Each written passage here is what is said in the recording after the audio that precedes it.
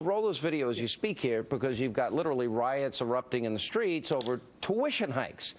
You know, and, you know, American students demand debt-free degrees. Yeah, let them go protest their professors and say, I want you to teach for free because I want a free education. You know, the cost of education is in direct proportion to what they're paying professors. How did we get to this point where it's just like in Greece when they pull back, when they start instituting austerity measures, or now who gets a debt-free? I don't know. How do I get in on that?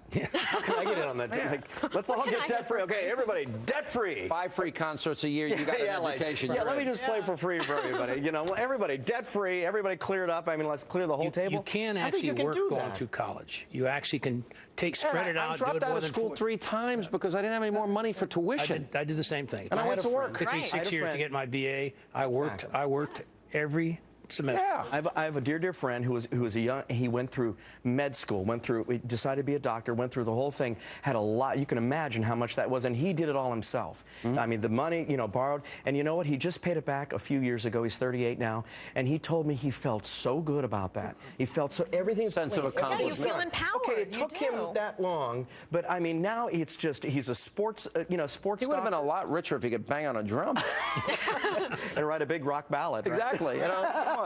You're right, though. Self-sufficiency, personal responsibility. These are so things good. that make you feel good at the end of the day. I did this. I worked hard. I achieved this. I feel like those values are being lost, and instead you have young people saying, what do you owe me? But isn't that the insidious side if you give people too much and they become dependent? Is that, I believe every human being has talent.